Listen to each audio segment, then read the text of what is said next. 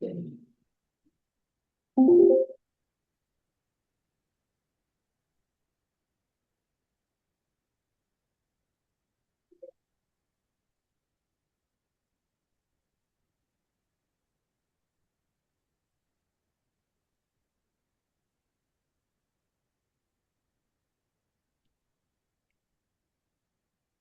right. Good morning, colleagues.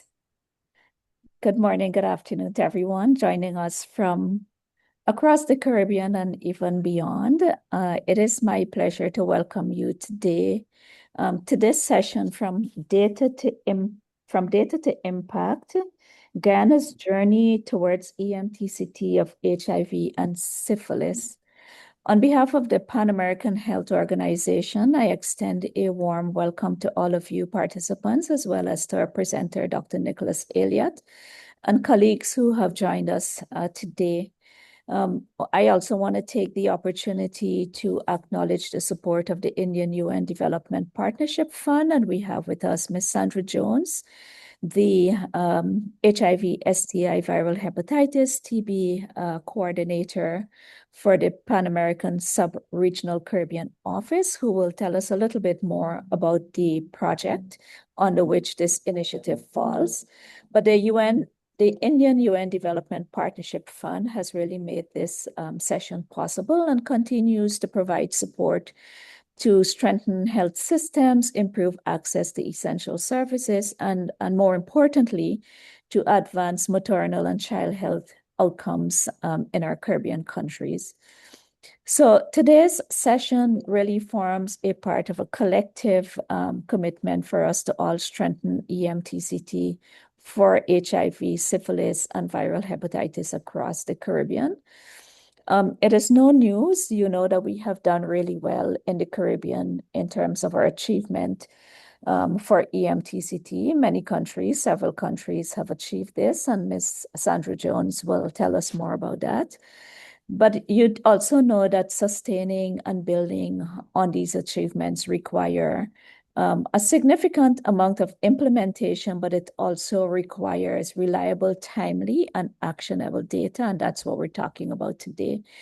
Because monitoring and evaluation really provide the foundation for understanding program information, for identifying gaps, for understanding how best to reach populations who may be underserved, and for improving quality of care. Bottom line is, it is important in telling us the story so that every pregnant woman and every child receive the intervention that they need to prevent the transmission of HIV, syphilis, and viral hepatitis. And so really today's webinar from Data to Impact reminds us that we collect data not merely for reporting purposes to tick a box, but we do collect data to tell the story of what our program is doing, to guide our decisions, to strengthen accountability across the system, and to really help us to translate the evidence that we get from data into impact, so that into action and impact, so that we can improve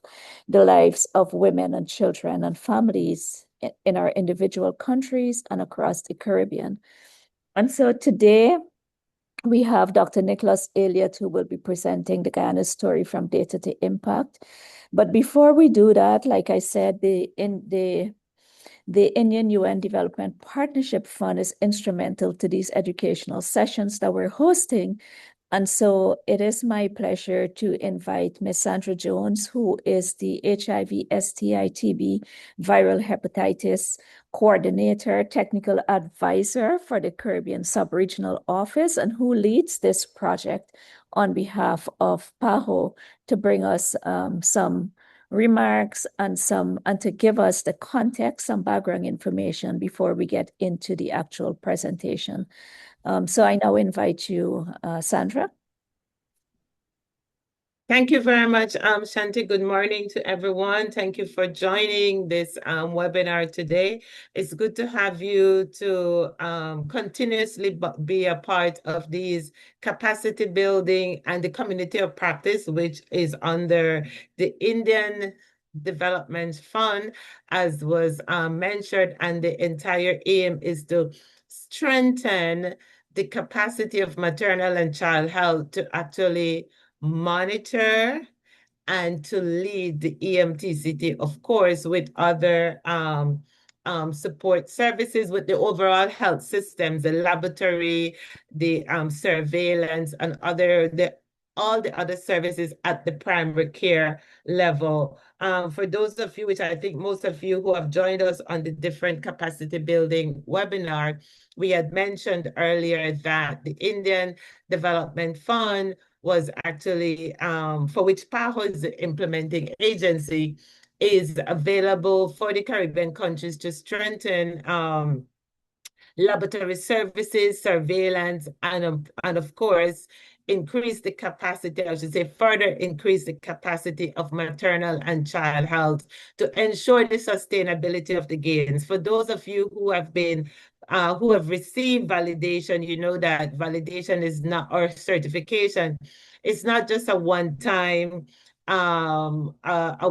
effort, but every 4 years there is the need to apply for revalidation. While it is not a major process, it requires to have in place an adequate surveillance system that is able to monitor and track cases.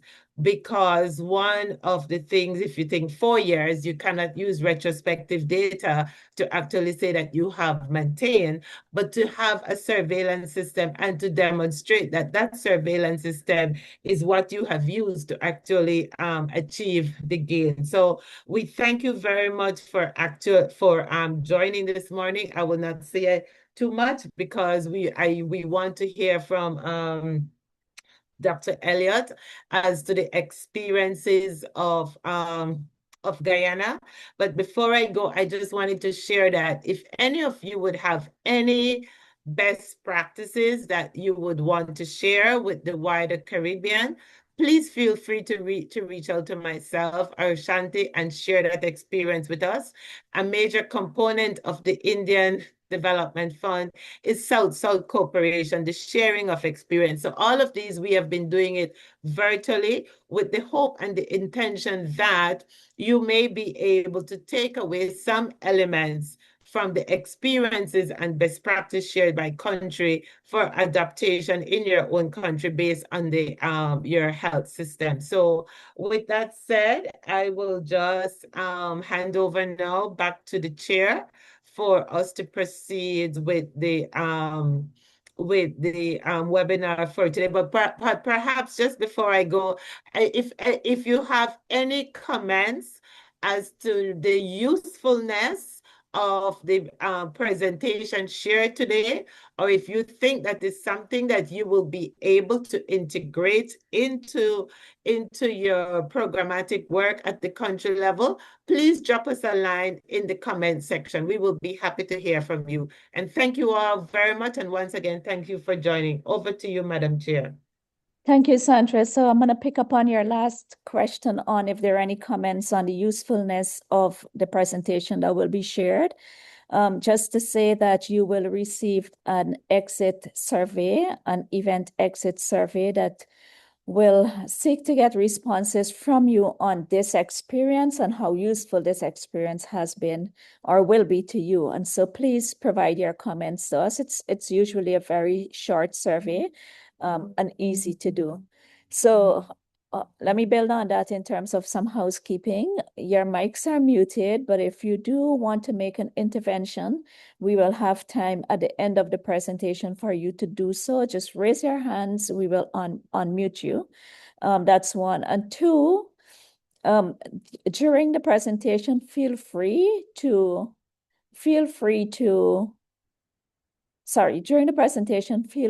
type your questions using the chat feature, and we will take all of your questions. We'll try to respond them to the best of our abilities, and Nicholas will also be here. Dr. Elliot will be here to respond to them. So let me go ahead and ask you, Dr. Nicholas and Dr. Elliot, to put up your slide while I do a quick introduction so you can know who Dr. Elliot is. So Dr. Nicholas Elliot, who is our presenter today, currently serves as the Monitoring and Evaluation Officer for the PMTCT program at the Ministry of Health, Guyana. Prior to this current assignment, Dr. Elliot served in Region 1, Barima-Waini, which um, some of you may know, or for those who don't know, there are 10 regional administrative regions in Guyana. And so Dr. Elliot served in Region 1, where he managed as the regional focal point for primary health care, in addition to performing clinical duties to serve those communities. Dr. Elliot plays a critical role in strengthening the national response to EMTCT by ensuring that our data systems are accurate, timely, and translated to policy recommendations. His work focuses on tracking key indicators from antenatal HIV testing and ART initiation to viral load monitoring, infant prophylaxis, and early infant diagnosis. And so the entire continuum, when you think about it, from prevention all the way to viral suppression, if the pregnant mother is tested HIV positive. And so really the most fitting person to share their experience is Dr. Nicholas Elliot. Through monitoring program performance, identifying service delivery gaps, and supporting quality improvement initiatives, he helps to ensure that no mother-baby pair is lost to follow-up, which is really critical for EMTCT. His leadership in data-driven decisions supports Guyana progress towards elimination of mother-to-child transmission of HIV and strengthening maternal and child health outcomes nationally. This work has culminated in Guyana presenting a strong case for validation of EMTCT for HIV and syphilis in June of 2026, so most recent development. And Dr. Elliot's work bridges clinical practice and public health strategy, helping translate clinical care into measurable national outcomes and impact. And so it's really my pleasure to invite Dr. Nicholas Elliot to present From Data to Impact, Guyana's journey towards EMTCT of HIV and syphilis. So over to you, Dr. Elliot. Thank you, Dr. Singh, and thank you to the entire team at the PAHO and PANCAP for assisting Guyana along its journey towards the EMTCT of HIV and syphilis, and soon some other diseases as well. It is indeed my pleasure to be working along with such an expert team of personnel. Just confirming that you're seeing my slide, please. Yes. Wonderful. All right. So thank you everyone who has taken the time to register and be present for this morning's presentation. I do hope that you really do find it interesting and that we can engage in some meaningful discussion afterwards, even if not immediately afterwards, at some other point in time that we can engage on this work. So our presentation today will be From Data to Impact, Guyana's journey towards the elimination of mother-to-child transmission of HIV and syphilis. By the end of this presentation, I hope that you will understand what is EMTCT, the progress that Guyana has been making towards the validation of EMTCT, the best practices that Guyana has employed in terms of its data collection and monitoring, and what are some of the country's next steps as it manages the entire EMTCT continuum. But before we do understand where Guyana is heading and what we've done, we need to understand what is EMTCT. So as we may all be aware, EMTCT is the elimination of mother-to-child transmission, formerly PMTCT, and it's a multi-sectoral approach that aims to, or the goal of which is to ensure survivability and to reduce the global burden of these diseases, HIV, syphilis, hepatitis B, and Chagas disease, to levels where they're no longer considered public health threats, hopefully working towards the elimination of these diseases. The aim of this, we have broad goals that we hope to achieve, but we also need to have small aims that we employ to guide us towards achieving this broad goal. And we do believe from a public health perspective that if we reduce the pediatric incidence, which is the number of new cases out of the entire at-risk population, if we reduce that pediatric incidence, then ultimately we will eventually reduce the global burden of these diseases. And EMTCT is one of those cross-cutting services that really demonstrates strength in a health system. So it demonstrates strength at the antenatal level, strength at the laboratory level, strength at the surveillance level, and strength at the policy and planning level, so that the entire package of services can be delivered appropriately. So, as Dr. Shanti was mentioning earlier, Guyana has 10 administrative regions for those who may be joining us from outside of Guyana. And the regions from regions 1 to 5 are what we would call our coastal areas. But typically, in terms of the management of the system, regions 2, 3, 4, 5, and some aspects of 6, as you can see with the pointer, those are the coastal areas. And regions 1, 7, 8, and 9 have an extremely different topography, and we refer to these as our hinterland locations.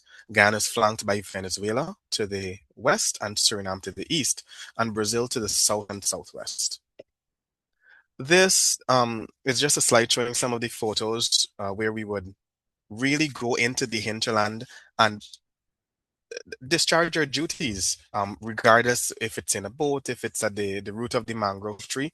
Wherever there is a person living in Guyana, they are entitled to receive our health services free of cost with the same fervor, same vigor, and same intensity as somebody who was sitting right next to the minister's office.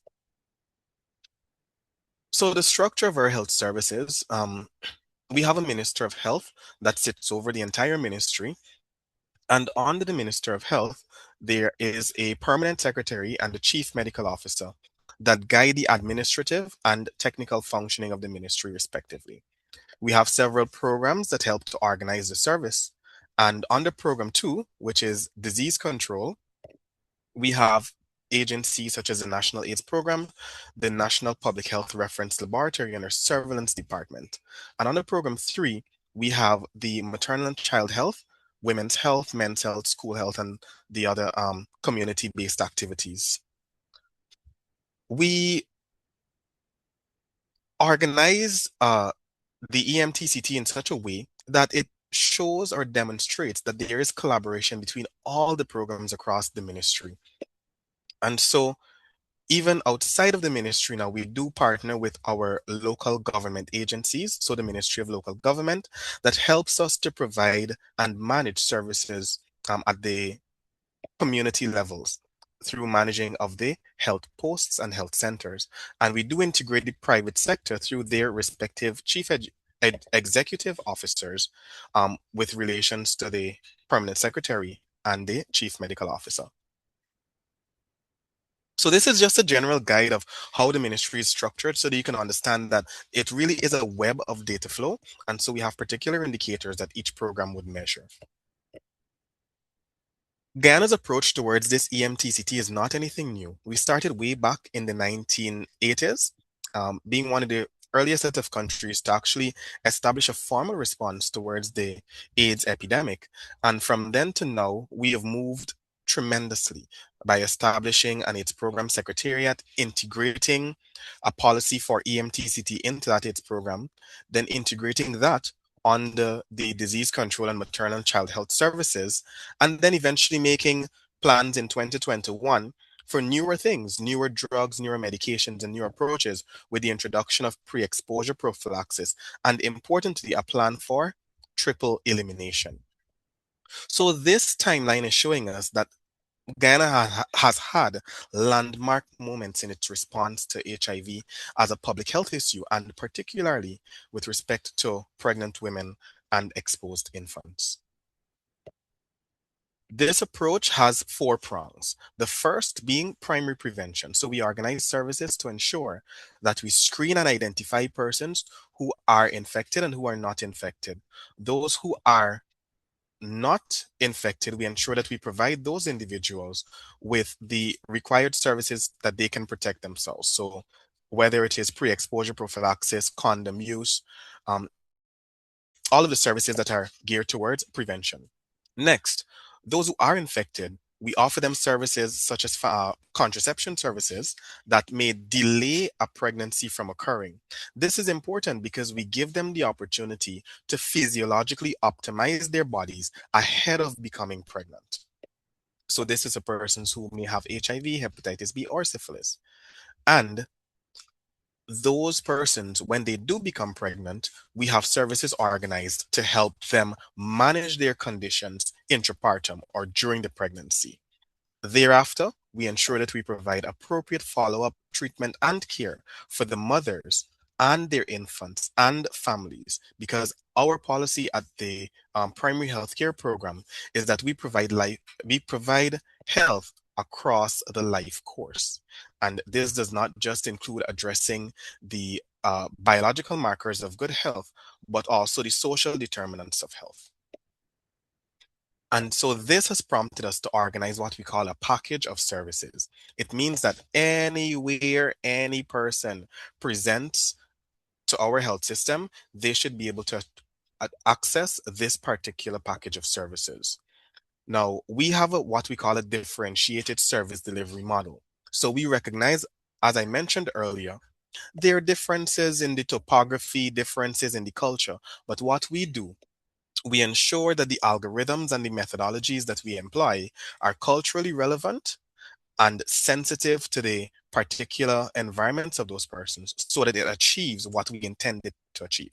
So that would be the testing for the HIV, syphilis, and hepatitis B at all antenatal clinics.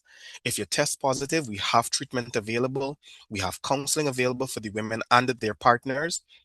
Once it is time for delivery, there is appropriately attended safe deliveries, appropriate follow-up of those exposed infants, including vaccination and feeding methodologies, and lifelong care and management for the mother and her infant and their families. This package of services can be accessed at anywhere across our 318 health facilities. So if you look at the black bar, those represent the total number of facilities in each of our 10 administrative regions. And if you look at the blue bar within that black bar, that represents the number of hospitals. The green bar represents the number of health centers, and the orange bar represents the number of health posts. We can see evidently that there is a skew in terms of the distribution of our health posts. With the hinterland communities or hinterland regions, so those, as I mentioned, regions 1, 7, 8, and 9, having an exceeding number of health posts. This is what we utilize to offer our differentiated services, since those health posts are outlets of services that are in communities of maybe 100, 200 persons, but wherever Guyanese live, or any person within the 83,000 square miles of Guyana exists, we offer services. And so in the hinterland, we rely mostly on our health posts. On the coastal areas, so in regions 4, regions 5, region 6, and some aspects of region 10, we rely heavily on our health centers, and our hospitals serve as our tertiary and referral institutions. All right, so we've organized a service. There is a package of services that persons are intended to receive, but what happens next? What happens with the data? How do we account for all of this? So once there is the integrated testing of the HIV, syphilis, and hepatitis B, any positive or reactive mother is referred to the care and treatment for immediate enrollment. The positive cases are enrolled on site and referred, and there is a treat first policy. And so treatment begins immediately once it is clinically appropriate. Thereafter, we have a system of longitudinal tracking. So this employs a hybrid of digital methodologies as well as active case trackers and case navigators that would go into the communities and continue to monitor these persons. And this is tied with our continued maternal surveillance. So in terms of the maternal and child health aspect, there's postpartum screening, there is monitoring for the breast milk, contraception, for breastfeeding, for contraception, whether there have been any birthing difficulties and any complications during the birth. All of that feeds into the maternal surveillance system, which is integrated with the longitudinal tracking. All of this information then goes across to our national data systems, which is reflected on our standardized reports that we submit to the level of our minister and our chief medical officer, who then utilizes information during our quarterly National Oversight Committee meetings to provide a monthly layered quality review of what is the service that we're offering and how does this service reflect in terms of the community's needs and our budgetary allocations. And after we've done all of this, we ensure that we provide some diagnosis for this infant by 18 months. So by 18 months, every infant must have a final diagnosis with regards to HIV, syphilis, and hepatitis B. So the information or the data flow that I've just highlighted occurs on these forms. So there is the PMTCT intake form that helps to track the mother's or the maternal information. And there is the exposed infant or postnatal form that helps to track the infant's information. This tracks the clinical aspect, and these forms, our maternal and child health, the labor and delivery form, tracks what occurs at the hospitals, and antenatal and postnatal forms tracks what occurs at the health centers. So that we could see that we have forms that work in pairs. There is the mother baby form that gives us clinical guidance on how is it our clients are doing. And then there is the service delivery forms, which gives us insight as to how we are performing in terms of delivering the service. Are we screening all of the mothers? Are all of the mothers being appropriately treated? Have all of the mothers who are due for delivery actually delivered? All right.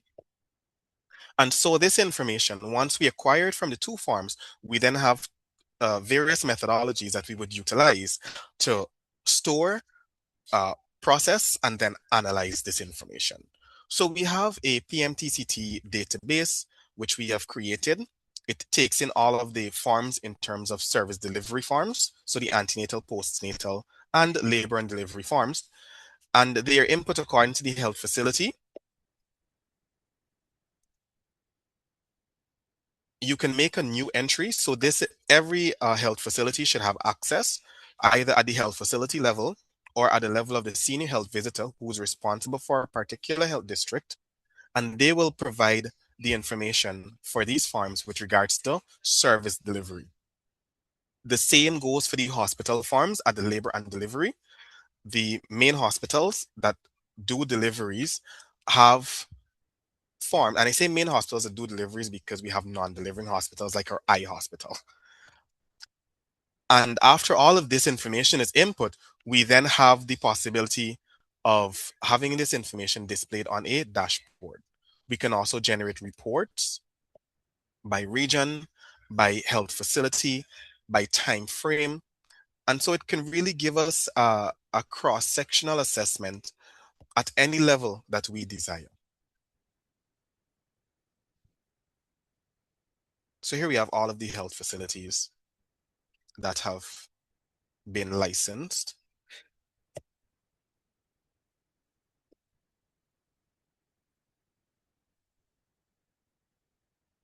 And the same for labor and delivery, the hospitals that have been licensed to perform this, we can do those.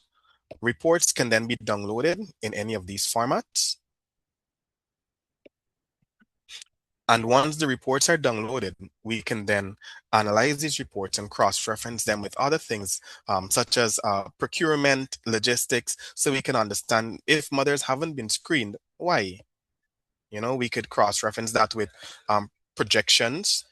So if we've had, if we anticipate in the coming month, based on the antenatal report, that we would need that we would have 10 mothers delivering, we would then ensure that our supply chain is able to push off resources to ensure that those 10 mothers have the entire package of services available to them. We also have a database that helps us to monitor our clients, as I mentioned earlier. Let me be very careful with this one. So we could have our clients put in by region, by facility. We can document the date that we added them to the system so that we know when we became aware of these clients. And then we do some other calculations, such as the turnaround time and the time it takes from diagnosis to treatment initiation and so on. Let me see how I can get this to work.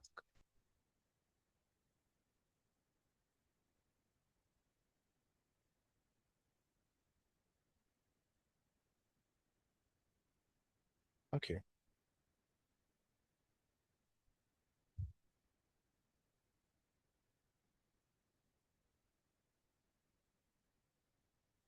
All right, so this video is not playing, but it goes on to collect the same information for the it goes on to collect the same information for syphilis and hepatitis B so that we can monitor not just the diagnosis, but the progress of these patients. So their viral load, their syphilis titrations, and when they receive their hepatitis B diagnosis, if they've been initiated on treatment, what is their birthing outcome?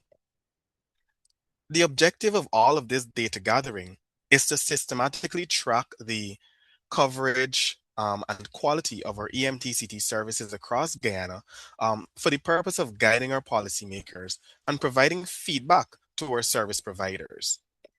So we would inform our CMO or Minister of Health, and we would also hold meetings with the private and public facilities to ensure that they understand where they stand in terms of delivering the service as against what is expected of the service delivery.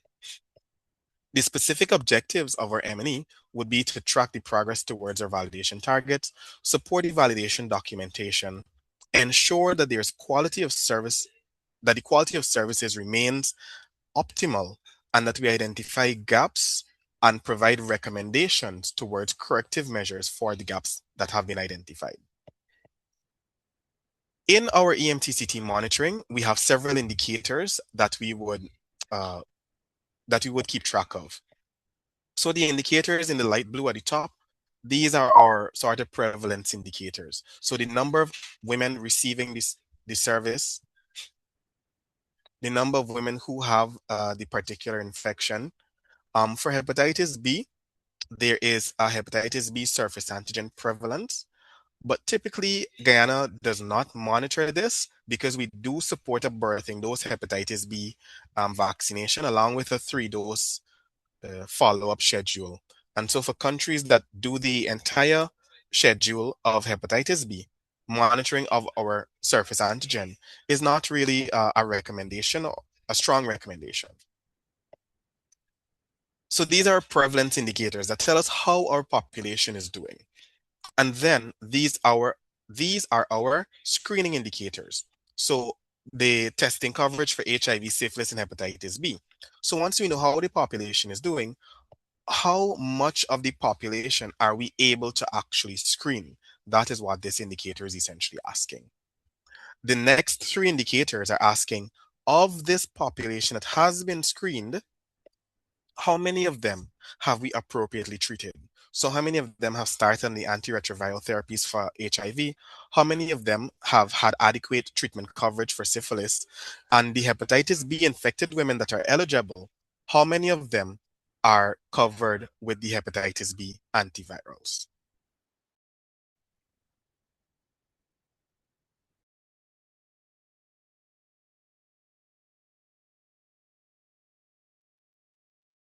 Right. In terms of our rates now, so we've screened the population, we've identified who our population is, we've screened them, we've treated them. So the next band of indicators will go on to guide us. How effective has this intervention been? So what is our annual rate of mother-to-child transmission of HIV at 2 months, 6 months, and 18 months, which is when we do our infant DBS, which is our dried blood spot? And what is our rate of congenital syphilis, our annual rate of mother-to-child transmission of hepatitis B? Now, we do recognize that there are other modalities that persons may acquire these infections. So it could be from unsafe injections, from blood transfusions, and we also keep track of those as well while we monitor our indicators. So this is the big part. How have we actually been performing? So from 2020 to 2025 across the 6 years, we can see that our prevalence of HIV in pregnancy has started to decline. There was a peak in 2021, but we've gotten back to our baseline of just about 1.75% prevalence of HIV in pregnancy. And so this translates across the 6 years to just around 873 mothers being diagnosed with HIV. Of those, 2 were from congenital cases, 81 were diagnosed at the current pregnancy in question, and the others were previously diagnosed and either had been defaulting or the majority of them adherent to their treatment. We can also see in terms of our raw numbers of the mothers who are HIV positive, we've had a slight change in the composition of this population. So we can see that from 2022 and previously or prior, the orange bar, this deep orange, is the number of new mothers, and the yellowish bar, the mustard color bar, is the number of known mothers. But we could see that from 2023, and especially in 2024 and 2025, we've started to see a lot of known mothers as compared to new mothers. It means that we're doing two things from our intervention correctly. The first is that we are screening our population, and so we're able to give them early diagnosis outside of pregnancy. And two, it means that we are retaining these persons in the service and helping them to monitor their immunological status and optimize their bodies before becoming pregnant. All right. So fewer new cases translates to fewer high risk infants. In terms of the prevalence of the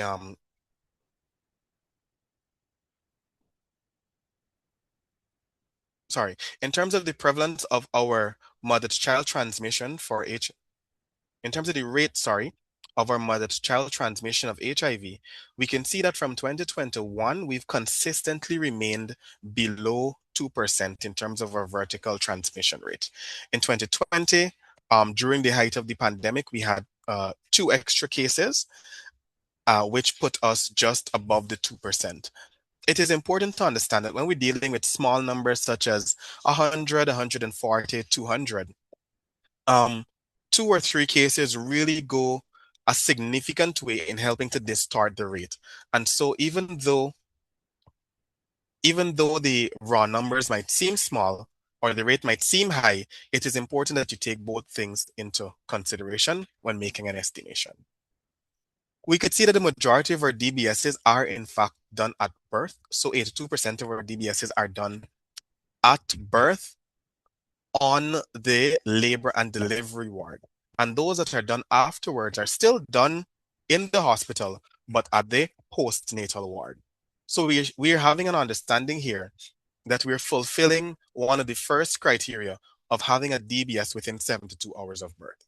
Because if the infants are getting their DBS samples taken off in the hospital, and those samples take 24 to 48 hours to process, it means that the system is able to generate results and give mothers a result of their exposed infant at birth with some final diagnosis, which might occur at either 6 months or 18 months.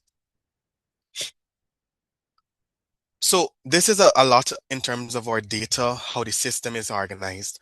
This sheet is just telling us a list of all of the data sources and tools that we utilize at our policy level when we make estimations in terms of how our EMTCT service is performing.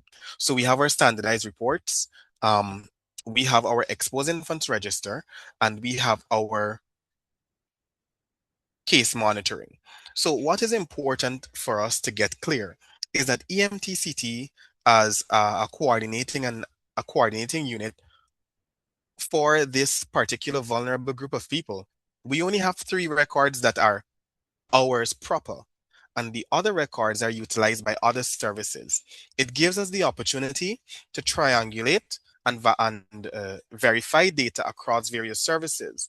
So if the antenatal service has reported 1 mother, the HIV service has reported 1 mother, the surveillance service has documented 1 mother, and then our EMTCT service is documenting 2, then we need to understand where did that 1 come from, or is there a mother that has not been documented for? This is an advantage that we see works in our favor, as against the EMTCT service being its own entire generator of data and information and working entirely by itself, that sort of silo approach does not necessarily translate to impactful service delivery. In terms of our digital innovations, we have our reporting database, which I did forget to mention, comes with a mobile application. We have live Google Sheets that we utilize, which we also saw a demonstration of. We have a real-time dashboard, which is integrated to the database, and we have a WhatsApp support group. The WhatsApp support group is a client-led, provider-supported WhatsApp group. So it is the clients that determine what conversations they would like to have, when they would like to have these conversations. And within that group, they will then ask us to facilitate if it is a Zoom session, if it is an in-person discussion. And we usually do this in collaboration with the National AIDS Program Secretariat. So once we've done all of this good work, we need to put out reports, because reporting is how we account for our clients, the work that we do, and the public funds that we expend. And so we generate monthly and quarterly reports, which are submitted to our national and regional health services. And this information goes on to our visualization dashboards, our client tracking tool, and it gives the feedback loop, which helps to improve service delivery at the level of the health facility. And so we would have quarterly meetings on Zoom, or sometimes you would have those at our EPI meetings as well, the expanded program on immunization. But whatever is the modality that we utilize, whether it is through the National AIDS Program, through the immunization program, or initiated by the EMTCT unit directly, we provide feedback to the providers in terms of the services that have been offered. We also undertake operational research. So we would do investigations to determine the knowledge, attitudes, and practices of our clients, and then compare those against what are the policies and principles of the program to ensure that what we are offering is still culturally relevant. We have a multidisciplinary case investigation of our positive cases. So for every infant that is diagnosed positive, there is a review. This review is not done by us, because you can't send the cat to watch the milk. You can't tell us to assess ourselves. So what we do, we inform our chief medical officer that this case of mother-to-child transmission has occurred. The CMO will then sanction, using his office, a team of specialists, so pediatricians, obstetricians, surveillance, and epidemiology specialists, who will then hear the case presented by the case providers, and then give us feedback and an estimation in terms of areas that we could have improved on, and to help mitigate, not necessarily in all instances avoid altogether, but certainly mitigate the risk of mother-to-child transmission. And we also have interregional collaborations where we learn from our colleagues who have undergone the validation process and who are preparing for validation. Some of the strengths that we have, we will skip over this for now, but we do have political buy-in.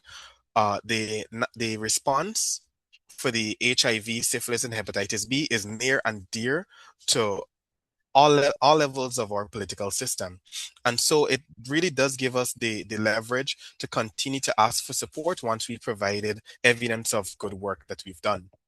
We have strong horizontal and diagonal integration, as I've demonstrated, with the structure of the Ministry of Health. We have documented guidelines for all these things: treatments, trainings, monitoring, and evaluation. We have a central coordinating unit, and we have facility level tracking accountability that is provided by our database. Some of the challenges: we have cultural issues, late presentations in antenatal care, delays in the laboratory network, loss to follow-up in the postpartum period, especially in our migrant populations, partner involvement, and staff retention. Regardless of all of these things, we sat at the table and we said, you know what? We think we meet this threshold. And so we sat with our chief medical officer. In the image on the left, you could see us having a meeting with the CMO. and our coordinator, Dr. Pyle. And we were able to determine that we do meet the criteria and we should go ahead for the validation. And so based on that, we made a request through our Minister of Health, and we can see now how this cascade unfolds, where a pre-assessment was done and a desk review was requested by our CMO of the programmatic structure, its protocols, guidelines, its training structure. Um, After which, once he was satisfied that all of these things existed, we underwent a period of retrospective data collection. Now, this retrospective data collection is not because we ain't got data, all right? But if we're undergoing a particular process that has a methodology, we need to employ that particular methodology to gather the data and then verify the data that we've gathered using this methodology against the data that we have employed using our routine methodology for the concurrence of the two methodologies. So once we completed our retrospective data collection, we compiled using that data a preliminary list of indicators that we outlined earlier, and we presented that to the CMO, who was satisfied, in fact, to say yes, in terms of the policies, the principles, protocols, and now, in fact, in terms of the data, the country and our program is meeting these indicators. CMO requested of the minister to convene a national validation committee. And in doing so, we also were able to benefit from a few case navigators that were brought into the program. And that team of persons compiled and reviewed a country report, which the minister then submitted. The invitation for the in-country visit was extended, and the missions were conducted by the Regional Validation Committee in June of 2026. And so now, in the deep black, we are awaiting the recommendations of the RVC to the WHO and the WHO's official feedback in terms of Guyana's progress, whether it is satisfactory or hopefully we don't, but if we do, need to try again. So these are just some images of our in-country feedback mission that we had with our PWR, our Minister of Health, and our Chief Medical Officer, flanked by our Director of Primary Healthcare Services. All right, so this has happened. What next? Next in my mind is that we actually are certified as having eliminated the transmission of HIV and syphilis. And next, after receiving that, we move towards the validation of hepatitis B. In doing all of this, we need to strengthen our digital infrastructure. So we are rolling out a number of revolutionary things in terms of digital management. So we are rolling out electronic medical records. There's now the app that some persons can register to go to clinic on. And so all of this, we need to really tighten it and ensure that we have interoperability and that none of these things stands alone as silos, but that they can lean on each other, but still stand independently. So that should one have any issues, we'll be able to address those issues without it having a cascading effect, but still united enough that the data can flow seamlessly.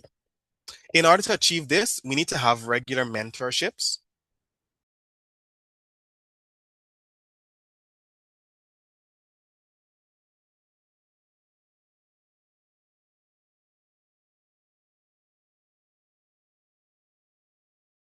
In order to have this achieved, we would need to have regular mentorships and training sessions with our colleagues. This certainly would be to reduce the adaptive challenges that they would have with utilizing the new forms, with utilizing the new technologies. And we understand that this might be a continuous process until we've gotten to some point of seamless transition. We need to expand our male partner testing and follow-up. And so in order to get this done, we have started to utilize the Men on the Mission and the men's health services to really enforce on our population, the males in the society, how important it is to participate in the antenatal screening. And for males to understand that though it is called PMTCT, really is the whole parentage, right? Because we can have a negative mother who is with a positive partner. And then during the pregnancy, she seroconverts. We can have a mother who's not infected with syphilis, have a partner that's syphilis reactive, and during the pregnancy, she becomes infected. And so, really, it is to have everybody understand that childbirth, childrearing does, in fact, take all partners to play a crucial. All partners do play a crucial role in helping to ensure that every child is born healthy and has the best opportunity at a full and healthy life. And as in integrated in everything, there is continuous quality improvement. We employ respectful client care trainings because we recognize that as Guyana is growing and developing, we are dealing with a wider cross section, a wider representation of global populations. And so we need to ensure that our services are always kind, respectful, and culturally relevant to whichever population it is seeking this service. And in conclusion, I will say that with the consistent monitoring which we are doing of our EMTCT, it will guarantee its success. Though Guyana's system is evolving, it is retaining its effectiveness and its relevance and its impact, which is very crucial at this point in our country's at this epoch in our country's transition. And with sustained effort, hepatitis B validation is within reach. I'm not sure if you can hear the video, but it's We Ain't Giving Up, the Duke Cross version.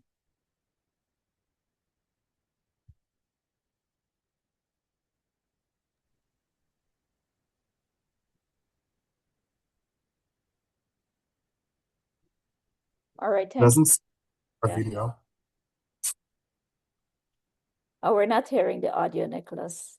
That's okay. That's all right. All right, but nonetheless, I do thank you for the opportunity to present this morning, and I thank all of our participants for their undivided attention. I do hope we can engage a little bit in the chat afterwards. Yeah. Thank you, Dr. Nicholas Elliot. Thanks, colleague, for as Nicholas says, your undivided attention. You can go ahead and stop sharing, Nicholas. Thank you. So I now open up the floor for any questions, any comments. But before I do so, why don't I see if Miss Sandra Jones would want to make some comments as well? Please go ahead and type your questions or your comments in the chat, and you can raise your hand. I will allow you to speak. We have a few minutes for interventions from the floor. Go ahead, Sandra. No, thank you very much, Nicholas, for that excellent and detailed presentation. And like yourself, we are hoping that Guyana will be able to be certified for HIV and syphilis. As you know, it's a work in progress. So our fingers are crossed that it will be successful. But thank you very much for sharing the process of monitoring and evaluation of the EMTCT strategy within maternal and child health, and for basically illustrating and demonstrating that it's not just maternal and child health, but it is basically a health system approach. So I think that was wonderfully articulated, and thanks again. And as I mentioned earlier, I hope that there are some lessons learned from this that countries will be able to adapt to improve their monitoring and evaluation of the EMTCT strategy. So thanks again. Thank you, Shanti. Yeah, thank you, Sandra. And so congratulations to Dr. Elliot and the PMTCT team, the MCH program at Guyana, for applying for validation. As Ms. Jones says, let's see what the outcome is. I don't know the timelines, but certainly maybe by the end of the year, there might be some word on how you have done. But from what you have presented, it seems like you have a really, so to begin with, your presentation has been really comprehensive.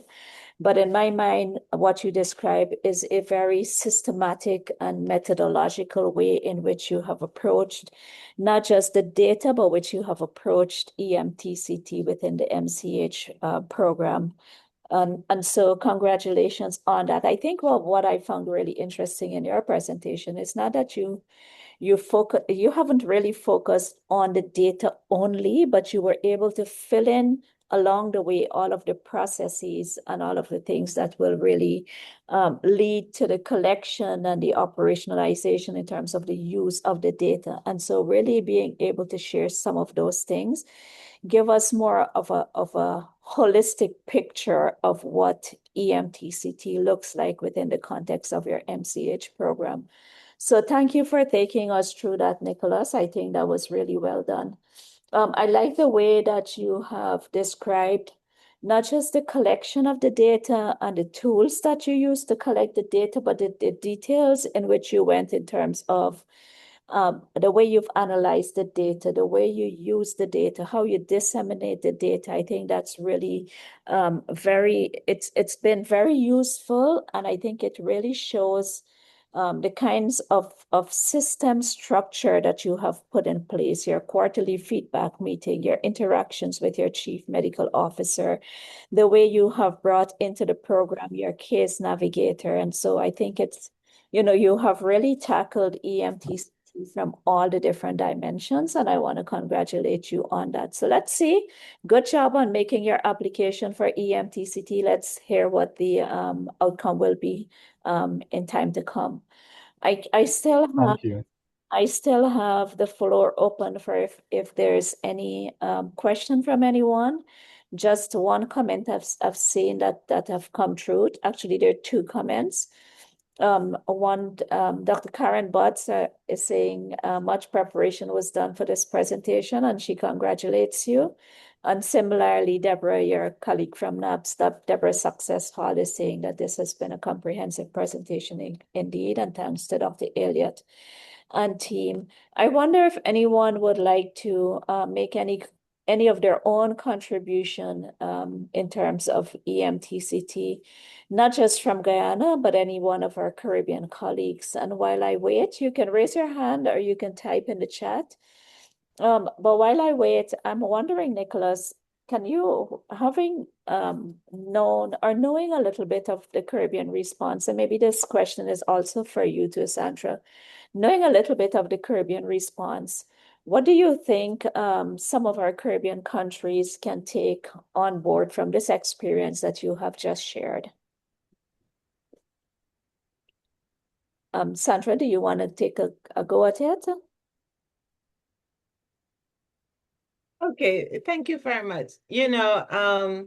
We have a large number of countries in the Caribbean that were validated by WHO for the certification of HIV and syphilis, and a few for HIV. And of course, we just added hepatitis to the list. The sustainability is very critical. And so having a proper monitoring and evaluation system in place will actually support the sustainability of the gains. I know that there are some countries that are going up for revalidation. They're still going back to retrospective data collection for the maintenance.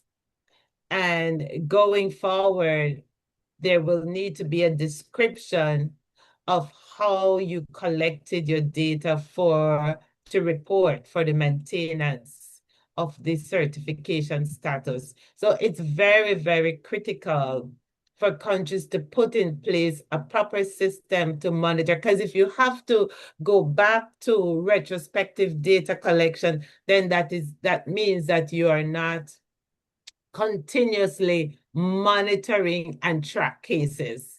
And that is what is very critical. You do not want to wait 4 years later and realize that you have a case. And so once you have a system that is very detailed for the monitoring and evaluation, you'll be able to do an audit and to see, why did this case happen?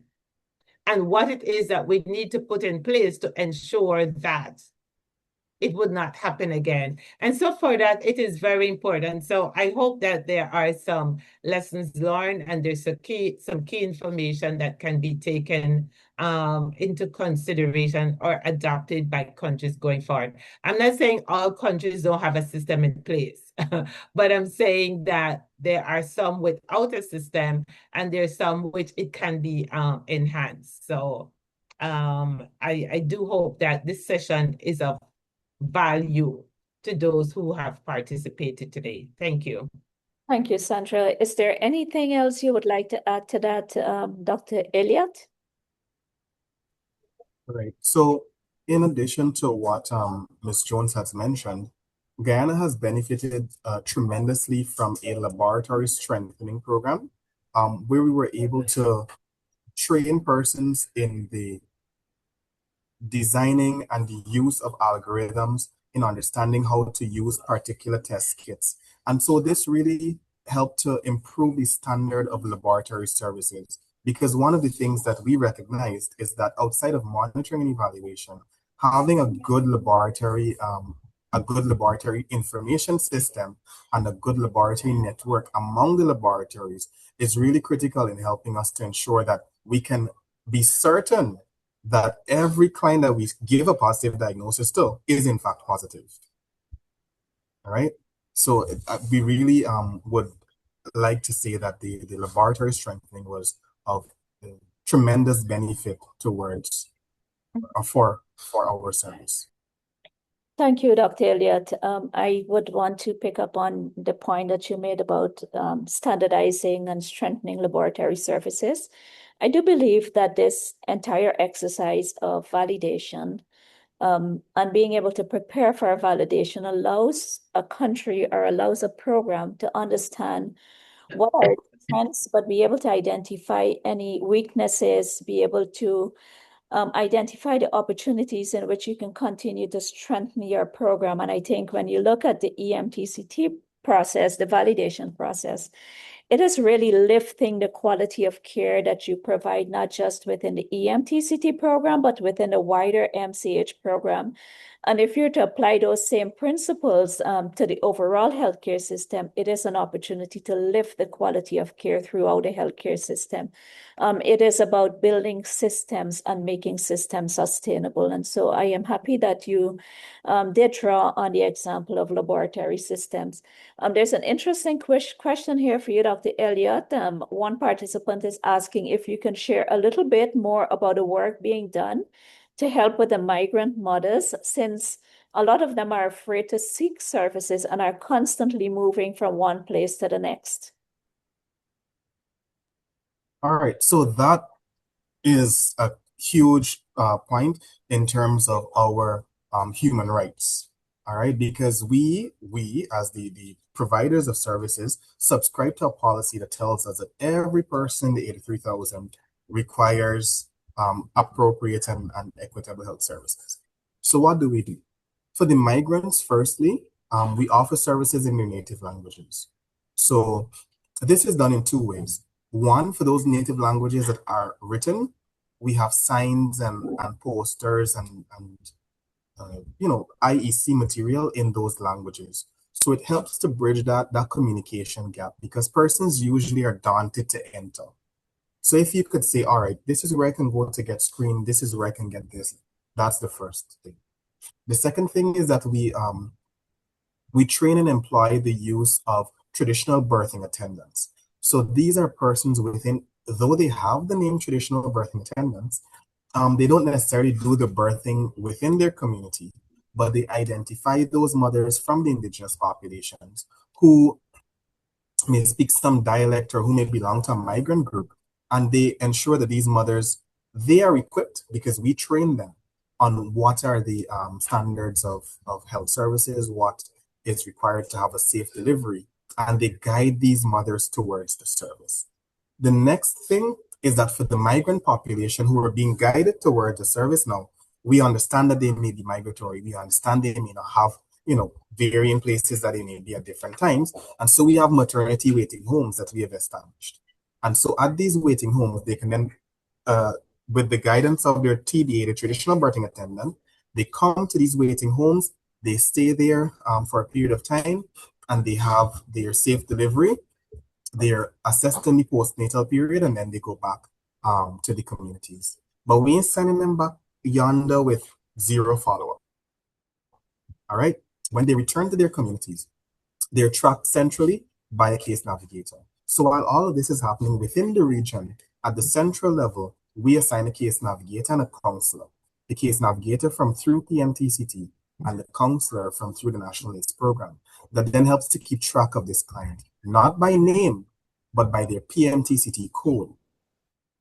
So every client is given a code, and using that code then, we continue to track the client while they go to the community. So as they move from area to area, the community health workers, through their communication with our case trackers and counselors, would then say, okay, this group of people are no longer living in this section, they've moved to this section. We call the help post in that section, say, oh, we're looking for a patient with this code, can you help us find them? They find them, and so we keep track of where they are and ensure that where we anticipate them to be, there is adequate and appropriate service for them. We understand it's not perfect, but it is what is helping us in the interim to bridge that divide. All right. Thank you, Dr. Elliot. Let me see if there are any more questions. I do not see any more questions. Just kudos coming into you, Dr. Elliot, for a very insightful and valuable presentation. So let me go ahead then and sort of wrap up our discussion today. And so as we do come to an end, thank you, Dr. Nicholas Elliott. Let me express my sincere appreciation to you and to the Guyana team for sharing your experience, and we are all learning from it. To all of our partners and participants for being here with us today. I think that the message, Dr. Elliott, is that data is really not an end to themselves, but it's a means to action and for impact. And we have seen that in your experience and what we know has been happening across the Caribbean. So let me say thanks again to all of our participants, but importantly, I want to be able to thank all of our Caribbean countries, our healthcare workers, our communities, and our partners who are working tirelessly to advance this agenda of elimination of mother-to-child transmission in their communities and in their countries. A lot of countries have already achieved that status. But as Ms. Jones said earlier, it's about how do we maintain that quality? How do we maintain that level so that we can maintain the elimination status? And it's about, like I said, it's about maintaining and having sustainable systems that work in the interest of our mothers and our children.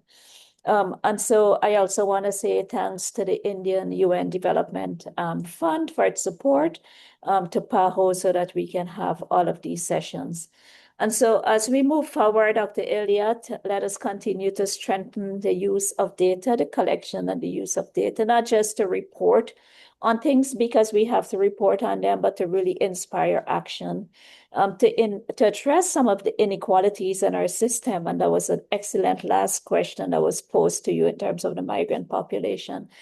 And overall, just to make sure that there's no woman or no child that's left behind in all of what we do. And so, colleagues, thank you all very much for being here with us today, and I officially close today's session.